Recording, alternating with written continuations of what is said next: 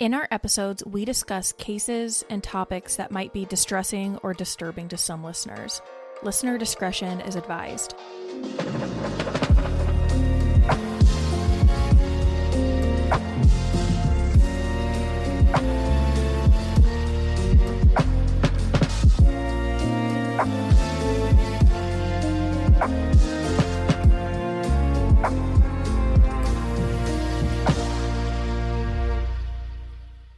Hello, everybody, and welcome back to another episode. So last week, we had part 2 of our coverage of the unsolved 1980 murders of Rose Burkert and Roger Atkison. And in the last episode, we learned more about Rose and Roger, and we covered their last movements. Today, though, we are going to dive into some of the people authorities really focused on in this investigation. And even up until 2019, in that episode of the DNA of Murder with Paul Holes, investigators said that they were firmly of the belief that this was a targeted attack, that whoever killed Rose and Roger was someone who knew them. They believed that the person who did this was out for revenge because Rose and Roger were having an affair. But what they couldn't place was if it was someone out for revenge on Rose specifically or Roger. And I mean, statistically speaking, this is definitely on point. You are much more likely to be murdered by someone you know as opposed to a stranger. In true crime and in the media, I think there's a lot of attention focused on stranger abductions and stranger murders because they're so shocking, and it's really just because they're so rare. But the research is clear you are much more likely to be kidnapped or murdered by someone that you know. But in this case specifically, one of the main things investigators cite that leads them to believe it was someone they knew was the fact that Roger was only in his underwear. And I personally find this to be a pretty weak argument. If someone had forced themselves into the room, Roger probably would not have been allowed time to dress, and he probably wouldn't have been really concerned about that. So I think from a statistical perspective, it makes sense that it would be someone that they know. But the argument that investigators say it's because he was in his underwear, I think is a pretty poor argument. But I want to focus on the people that investigators have looked at throughout the years. And as always, you will start with the spouse.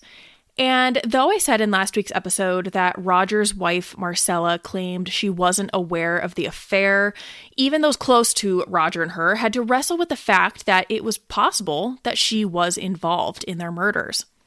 Roger's brother Larry and his wife Elizabeth had to deal with that uneasy truth, that suspicion was on Marcella. In the 1992 Cedar Rapids Gazette article, Larry and Elizabeth said that at the time of the murders, Roger and Marcella's marriage was not in a good place, and we've talked about that. They said that at the time, Roger wanted a divorce, but Marcella, who was a self-described born-again Baptist, had barely managed to keep Roger from going through with it, and she apparently used the Bible and religion a lot as a tactic to keep him from leaving her. The article has another point, and I'm going to read directly from it. And again, this is in an article by Rick Smith published in the Cedar Rapids Gazette on March 15th, 1992. This article says, quote, "3 things stick in the minds of Larry and Elizabeth. The day before Roger's murder, Marcella stopped at their home and, uncharacteristically, broke down crying. Did she know something was going to happen? Larry now asks. Larry and Elizabeth are quick to note, too, that Marcella stood to cash in on life insurance policies, and they can't get out of their mind that the chairs were pulled up to the beds at the motel room murder scene as if people who knew one another were engaged in conversation. Somebody, more than one person, sat there and talked before they did it," says Larry. Now, after the murders, Marcella did hire her own private investigator, and one of them was named Harold Martin. Now, he said that he was not able to find out a lot about the murders specifically, but he did strike luck and was able to secure double indemnity life insurance money for Marcella, which the insurance companies had either been refusing to pay or were just taking their time paying. Now, according to court records, and this is relayed through news articles, I don't have the actual court documents. According to these Iowa County District Court records, Marcella had filed a wrongful death lawsuit against the Holiday Inn. But in these documents, it was indicated that Rogers' estate included payments of $49,287, $20,320, and $71,000, and those were all coming from insurance companies. Now, regarding the wrongful death lawsuit Marcella had filed against the Holiday Inn, she filed it saying that the hotel didn't provide adequate security and that this contributed to the death of Roger. That lawsuit was ultimately settled out of court, and both parties agreed to keep the sum of that settlement private. So, motive, your husband's cheating on you, there's insurance money to be had, people have definitely killed for less. Moreover, the two really struggled with fertility, which I alluded to in last week's episode. Marcella said for years the two had tried to have children. It was her dream, but she was diagnosed with endometriosis and was never able to get pregnant. She said it was really a significant source of stress for her, and eventually her and Roger went the adoption route. But that route was a lot of ups and downs, a lot of hopes being crushed through that process, and they were ultimately never able to adopt. Now, to kind of help deal with the struggles of not being able to conceive, her and Roger began babysitting. They'd watch the kids of friends, churchgoers. It was a way for them to make some extra money, but also a way for them to spend some time with kids. But it seems like this wasn't enough for Roger. Many people close to the two knew their relationship and marriage was in trouble. But like I mentioned last week, one day during the summer, Marcella said Roger was particularly troubled with something, and she outright asked him if there was someone else. Roger replied after a long pause, quote, "Oh, no one in particular, but there are 2 or 3 women who live in the Savannah area that I could easily step into the father role of their children." She said she didn't question him on this further, but asked if he was considering a divorce, to which he replied, "I don't know." And she said after that, divorce was never brought up again. Now, after the murders, when Marcella learned of Rose and the affairs, she had many visitors to offer their condolences. And she said one of the visitors was a pastor that Roger had gone to counseling for 2 weeks prior to his murder.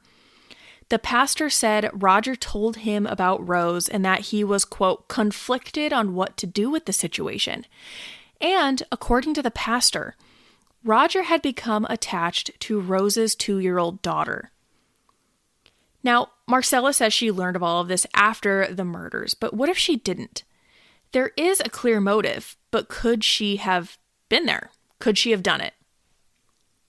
Investigators obviously looked into her, where she was, and it was determined she was not in Iowa at the time of their murders. Marcella was babysitting the weekend of the murder, something she and Roger would do frequently. But on this babysitting venture, she was by herself because Roger said he was going to be spending 2 weeks in Cahokia for a work trip. In fact, she was still with the girl she was babysitting and said the two had been shopping in Kansas City, Missouri. And when she got back to wherever it was she was watching this kid in Missouri, her mother called her and told her she needed to come to her house. Marcella and the girl went, and 2 men in suits were there and broke the news to her that her husband had been murdered. Much of Marcella's book is about how she dealt with the news that not only had her high school sweetheart and husband been murdered in such a violent way, that he had also betrayed her. And those are really deep and complicated feelings I imagine she had to work through. Now, aside from a few articles discussing rumors, I never saw any reporting where you could tell the vibe of the article was casting suspicion on Marcella. I don't believe that investigators ever really considered her to be involved. One thing, though, that I did think was interesting was in the episode, The DNA of Murder with Paul Holes. Paul Holes goes and actually talks to Marcella in person. And Marcella said she had struggled for years because she believed her father had something to do with Rose and Roger's murders. She writes a lot about her father in her book. He was, according to her, an alcoholic and violent at times, and she recalls when her and her dad went to identify Roger's body, she said he told her not to cry. And this was always something that stuck with her. And she wondered if he said that because he had something to do with it, and he didn't want to see her upset about it. Now, I have not seen really any reporting at all about Marcella's dad being involved. I don't think this is something that investigators really pursued as a serious theory. I don't think he was ever seriously considered as a suspect. Now, Marcella, at least in 1992, believed that the person responsible for the murders was someone who wanted revenge on Rose. She noted in articles that Rose had a child by another man, and I have seen a few reports that Rose's ex-boyfriend was particularly violent. Let's move on to people close to Rose who could have had something to do with this. Let's talk about Rose's ex-boyfriend. Now, I have seen him referred to as Danny, but with no last name. According to a few different articles, Rose had been dating and was engaged to someone before beginning her relationship with Roger, which, if you remember, started sometime in June of 1980. Now, I'm going to read a portion directly from Marcella's book. It says, quote, "According to several people, Rose was afraid of someone and confided that fact to them. On Tuesday, September 9th, 1980, Rose went to her sister's house and told her that if something happened to her, she wanted her brother, who lived in another state, to raise her daughter. She also went to law enforcement in Savannah and St. Joseph and told them if something happened to her, it would be her ex-boyfriend. He and Rose lived together for several months until she threw him out for his illegal drug use sometime in early 1980.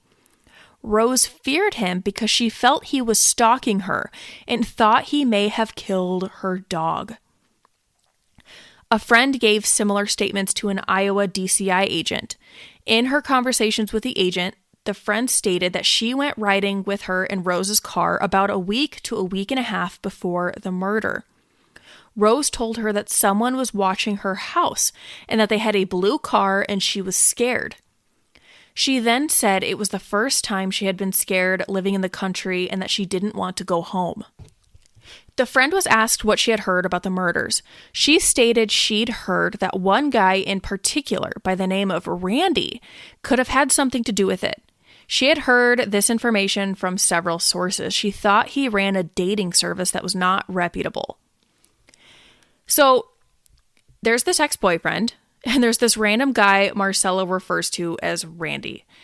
This whole case is really a cast of characters. Now, outside of this supposed Randy who ran a dating service, which I could not find any other information on, there are multiple instances where this abusive ex-boyfriend named Danny is brought up. Rose's best friend Tammy discussed him in the Paul Holes episode. Tammy said that Rose had actually been engaged to Danny and she broke it off with him, but he wouldn't leave her alone. Tammy said that this Danny left threatening notes on her car, saying things like, quote, "You're not gonna walk away." He was apparently coming around, pestering her. Tammy said a friend of his had a big brown van and they would sit down the road from Rose's home stalking her. Tammy said she believes they followed both of them, that they never did anything specifically, but they were definitely trying to intimidate and scare Rose. Tammy also confirms that 2 or 3 weeks before the murder, Rose went to the sheriff's office and said if she ended up dead, it would be because of him. Now, this has been reported multiple times, that Rose went to the police station, said if something happens to me, it's my ex-boyfriend. I have been trying to track this down, but I've just seen it reported in news reports on this episode of the DNA of Murder with Paul Holes. I have submitted so many records requests for this. I have not received anything back, so I'm trying to confirm all of that. Another thing that has been reported multiple times, which I haven't been able to confirm, was that Rose had reportedly gotten this dog for protection, which to me tells me that she was scared enough about the ex-boyfriend stalking her that she went to the length of getting a dog for protection because she was worried enough. Then I have read multiple times that this supposed ex-boyfriend had butchered the dog and hung it up in front of her house as a warning. Again, I have not been able to confirm that outside of a few news articles that I've read and this episode of the DNA of Murder with Paul Holes, but that's what I am seeing, that this boyfriend was stalking her, was violent, that Rose had purchased this dog because of how violent he was, and that he had butchered this dog and hung it up in front of her house. So that is crazy.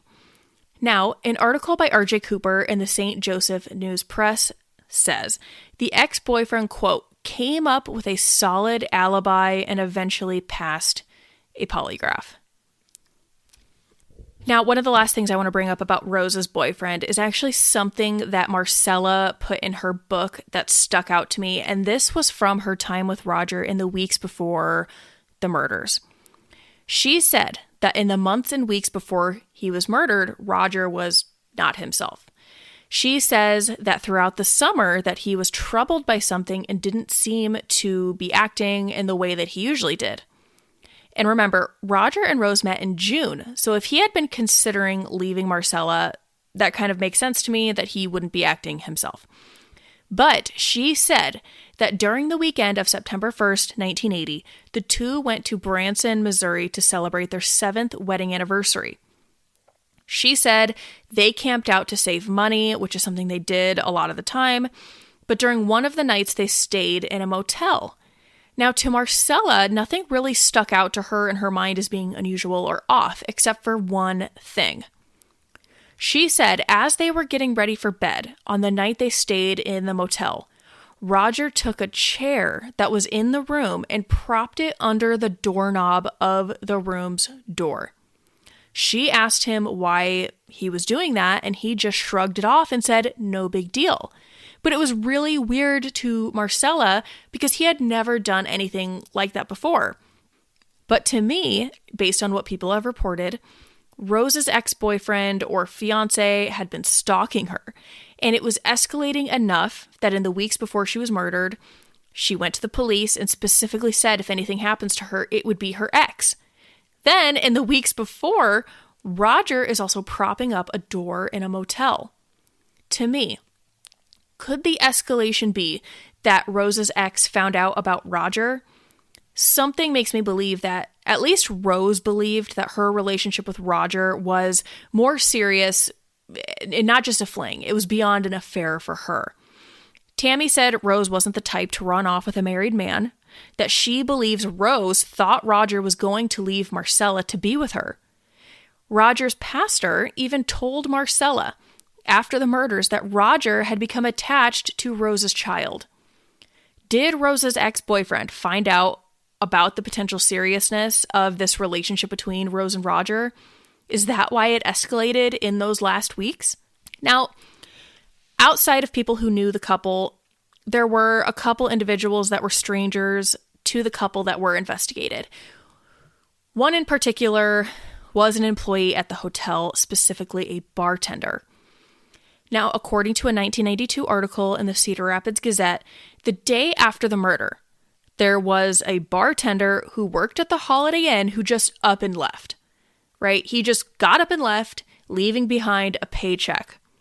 Now, he worked at the hotel, but he apparently lived in his truck in the parking lot. And another article says that Rose had actually had a confrontation with this bartender, but I haven't been able to find that anywhere outside of this one article published in 2009. But anyways, this bartender just leaves. The day after the murder, he leaves. His truck is found abandoned in Iowa City.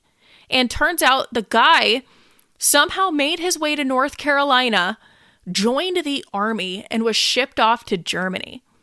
And I don't know the timeline of how all of this happened, but this 1992 article says, quote, only when he returned to the States did investigators interview him.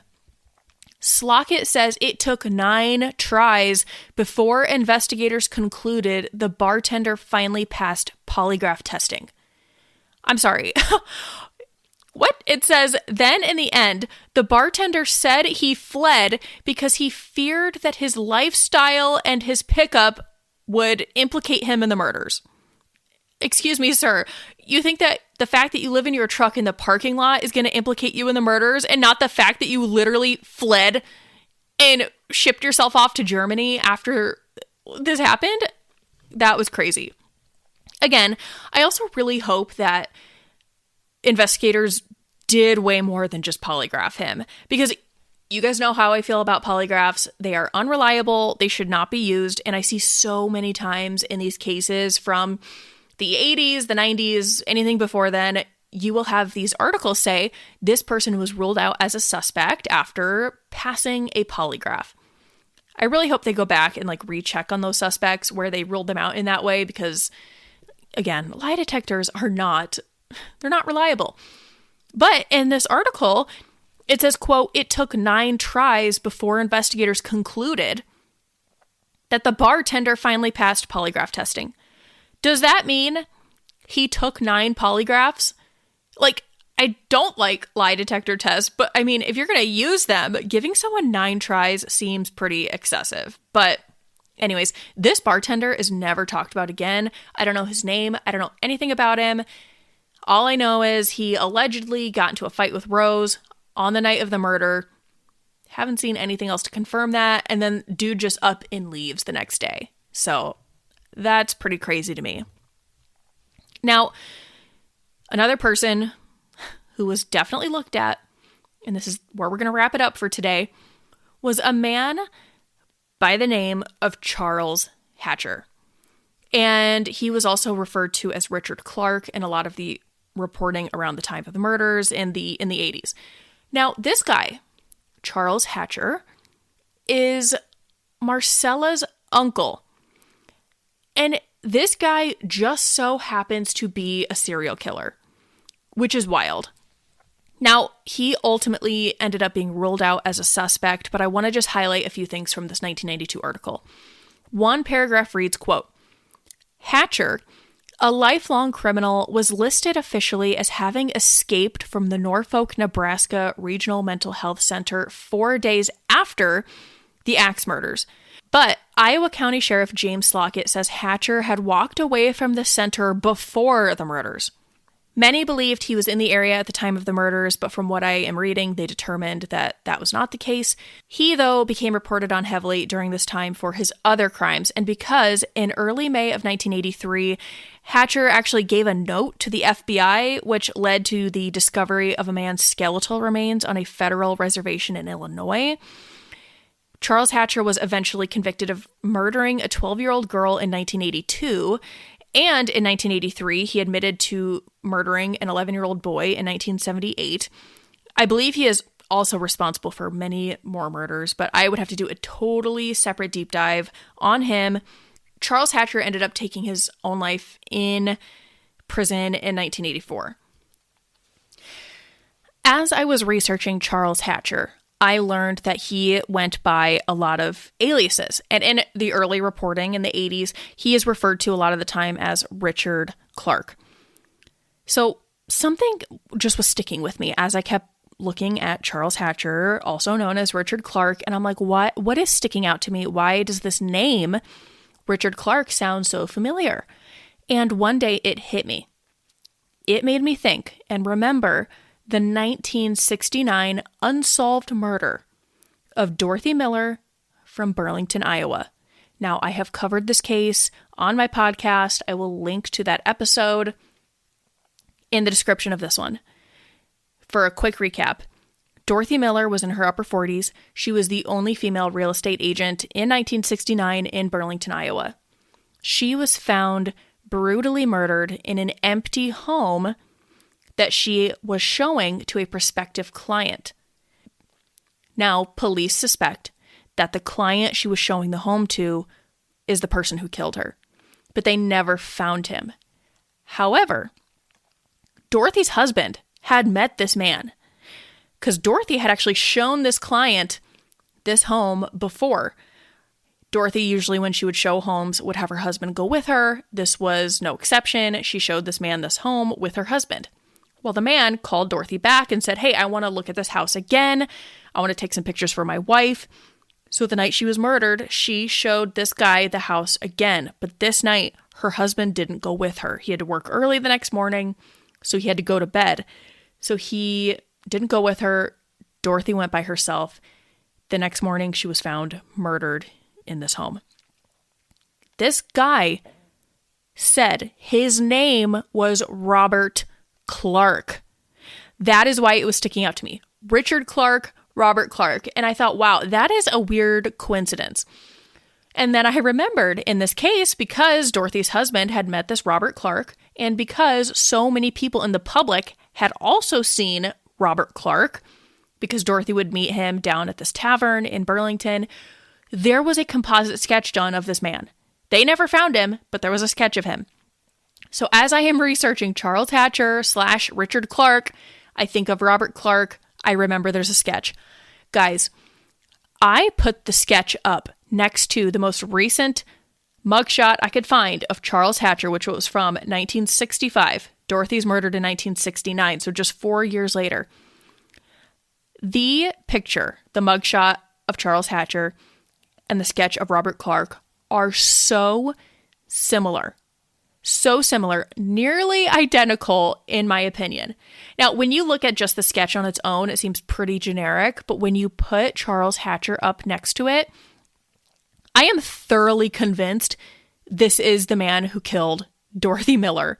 So much so, in fact, that I submitted a tip to the Iowa Cold Case Unit and to the Burlington, Iowa Criminal Investigation Division. Both of them responded to me, said, thanks for the tip. We will look into it. I really hope that they do. The similarities, they have the same exact hairline. The sketch makes it appear as though the person has hooded eyes. Charles Hatcher has hooded eyes. There are 2 lines drawn on either side of the nose. On the sketch, Charles Hatcher has a wide nose. The right ear on the sketch is like drawn in kind of like a squiggly fashion. It's a little strange, which you might just dismiss as just it being like a quick sketch. But Charles Hatcher's mugshot, he's got like a squiggly ear.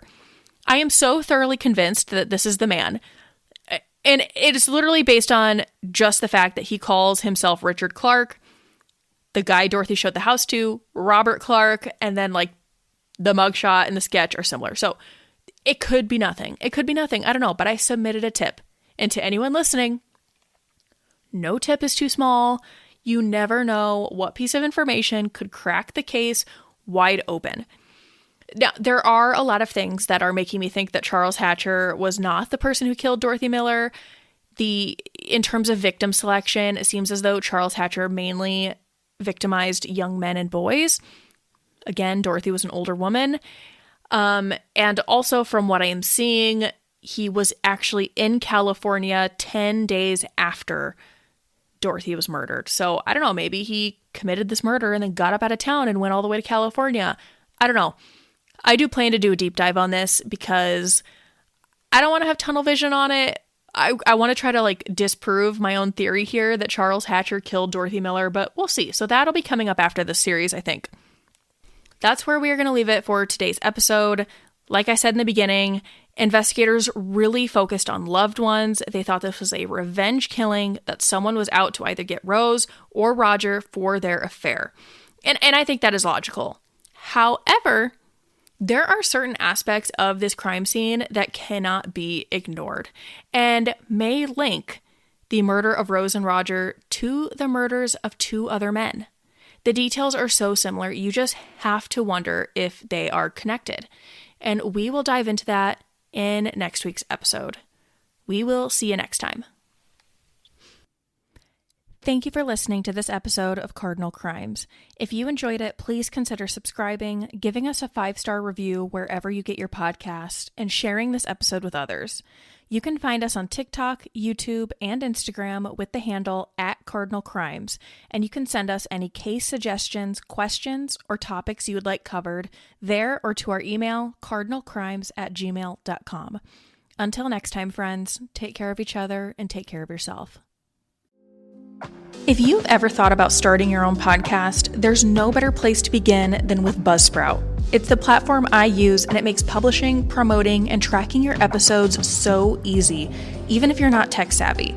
Plus, they help you get listed in all the major directories like Apple Podcasts, Spotify, and more. And here's the best part. When you sign up for a paid Buzzsprout plan using my affiliate link, you'll get $20 off, and you'll be supporting the show at the same time.